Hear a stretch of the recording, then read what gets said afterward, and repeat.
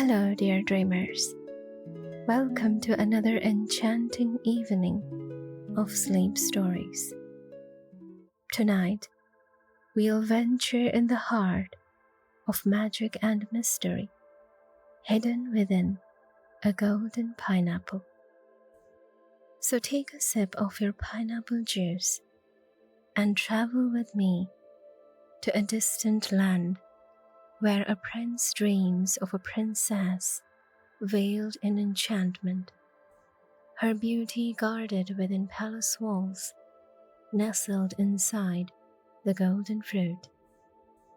Now, get cozy and let the story take you away. In the peaceful cobblestone city of Meadowmere, a young prince named Aidan grew up surrounded by books, tutors, and noble traditions. His days were filled with lessons on the kingdom's storied past, afternoons practicing archery in the palace gardens, and evenings listening to his people's concerns in the bustling town square. Aidan was beloved by the people for his kindness and sincerity, and they often said he carried the spirit of his late mother, Queen Elwyn, who had ruled with a gentle but firm hand.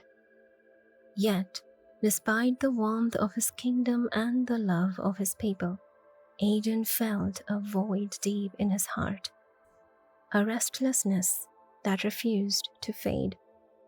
Though he had everything a prince could ever need, something was missing, a call he couldn't name. Friends and family assured him he was simply overthinking, that he had all he could ever want within the walls of Meadowmere. But in the still quiet moments, Aidan would gaze out past the emerald hills and wonder, was there something more? One evening, as the last streaks of twilight melted into night and stars began to sparkle like diamonds, Aidan had a dream unlike any he had ever known. It was vivid, so lifelike that it clung to him even after he awoke. In the vision, he saw a maiden of breathtaking beauty. She had long golden hair that cascaded like rivers of sunlight, and eyes that shimmered with unshed tears. But she was trapped, imprisoned within the center of a colossal golden fruit, an enormous pineapple palace that seemed both wondrous and tragic, hidden in a land he had never seen. She didn't speak a word, but her sorrow-filled eyes spoke volumes, silently begging for his help. Aidan woke with his heart pounding. The image of the maiden seared into his mind. Days passed, but he could not shake the vision. Her beauty haunted him, her silent plea echoing in his thoughts.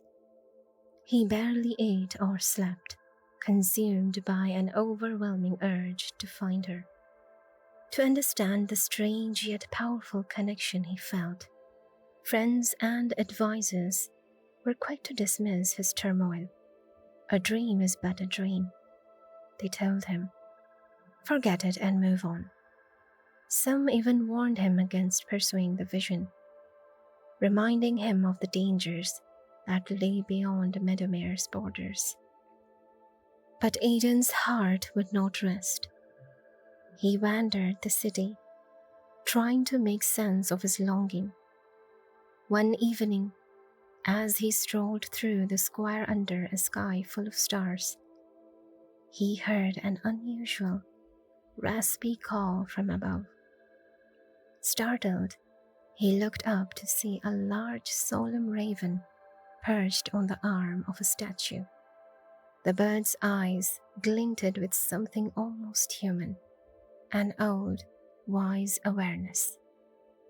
Its voice low and gravely, and only Aidan could hear. I am Rowan, the raven said. Once I was a nobleman like you, cursed into this form by a cruel sorcerer. My only hope for redemption lies in guiding another soul on a quest of true courage and love. I have watched you, young prince, and I know what your heart desires. Aiden was taken aback, but he listened as Rowan continued. The maiden you seek is real, the raven said, his eyes narrowing with a mixture of hope and sorrow. Her name is Elise, and she waits for you, imprisoned by magic. But be warned, your journey will be long and fraught with peril. Each step will test your resolve. For days, Aiden wrestled with the decision. The call to adventure was strong, but so were the warnings of those who loved him. Yet, in the end, his heart left him no choice. He couldn't abandon Elise, couldn't ignore the mysterious pull that led him toward her.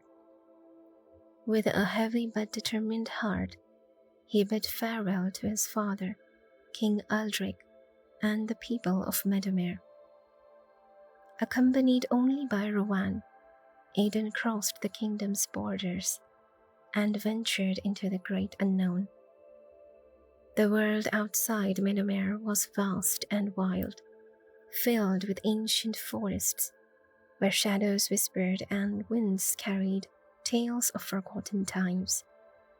Every step filled Aiden with both a sense of wonder and a gnawing fear of the unknown. The forests were alive with creatures he had only read about, towering giants that creaked and groaned as they moved, playful will-o'-the-wisps that tried to lead travelers astray, and rivers that sung lullabies to weary wanderers. One night, as Aiden and Rowan rested by a campfire, the raven spoke of the trials that awaited. The land you seek is known as the Pineapple Kingdom, Rowan warned, his voice heavy with foreboding. Its guardians are fierce, its secrets well guarded. Magic flows there like a river, and only the brave or foolish dare to enter. The days were long and arduous. Aiden faced beasts and obstacles that tested his strength and courage. He fought off a pack of shadow wolves, their glowing eyes piercing the night, and crossed a river filled with serpents whose bite could paralyze with a single touch. Each night, Rowan shared tales of wisdom and ancient myths, teaching the ways of the world beyond Meadowmere. Then came the swamp, a place shrouded in eternal mist, where the spirits of the restless whispered secrets that made the hair on Aiden's neck stand on end. They spoke of the Pineapple Kingdom, of its golden spires, and the sorceress who guarded its heart. But to hear more, they demanded a price, a vial of his own blood. A token of sacrifice. One spirit hissed. Aiden, though fearful, offered it, his resolve unwavering. As his blood fell into the swamp's black waters, the spirit spoke of a jealous duke who held Elise captive, hoping to make her his bride. The swamp left Aiden weakened, but he pressed on. His journey led him to a healer named Myra, a kind-hearted woman who lived in a grove of ancient oaks. When Aiden collapsed at her doorstep after a fierce battle with a serpent king, she nursed him back to health. Myra's eyes were full of gentle understanding. "You seek Alice," she said, pressing a protective charm into his palm. "Take this. The warriors who guard her will not yield easily. Only the worthy may pass. Aidan thanked her and continued, his strength renewed. At last, after weeks of travel and hardship, Aidan and Rowan reached the edge of a great forest. There, rising from the earth like a dream, was the fabled golden pineapple. Its spiny walls shimmering with an ethereal glow. The palace was surrounded by 14 veils of magic, each shimmering like sunlight on water, and at each veil stood an enchanted sentinel, their eyes watchful and unyielding. Aidan took a deep breath and stepped forward. The air was thick with magic, and the guardians eyed him with suspicion. But when he reached the final veil, an ancient sorceress appeared. Her voice was like the rolling of distant thunder. "Why do you come here?" she demanded. "Why disturb the maiden within?" Aidan fell into his knees, his heart pounding with sincerity. "Because I love her," he said, his voice steady. "Because I have seen her sorrow, and I cannot rest until she is free." The sorceress studied him. At last, she nodded, moved by the truth in his words. "You may pass," she said, "but know that the greatest test lies ahead." Inside the Pineapple Palace, Aidan finally saw her, Elise, more beautiful than he had ever imagined, lying under an enchantment that made her appear as if she were merely sleeping. But before he could reach her, guards clad in black seized him, led by the jealous Duke who had imprisoned Elise. The Duke's face twisted with rage. "You think you can take her from me," he spat. "You will die for your arrogance." Bound in enchanted chains, Aidan struggled to break free. But Rowan, clever and brave, used his wits to outmaneuver the gods. With a daring swoop, the raven loosened Aidan's bonds, and Aidan surged forward, his heart racing. He reached Elise's side, and with a kiss filled with all the love and longing he had carried, he broke the spell. Elise's eyes flustered open, and she gazed at him with recognition, as though she had known him forever. "I dreamed of you," she whispered. "You saved me." Their reunion was cut short as the Duke's soldiers closed in, but Elise, now free, wielded her own magic, casting a protective shield around them. Rowan transformed for a fleeting moment into the nobleman he had once been, helping them escape. Together, they fled the Pineapple Palace, evading traps and soldiers, their bond growing stronger with each step. Just when they thought they were safe, an arrow, tipped with poison, struck Aidan. He collapsed, his vision darkening. Elise's cry of anguish echoed through the forest. But Myra appeared, having sensed their peril, and administered a powerful antidote. Aidan's life hung by a thread, but love and determination pulled him back from the brink. The trials had transformed him, and he realized that love was not just a feeling, but a force that gave him strength he never knew he had.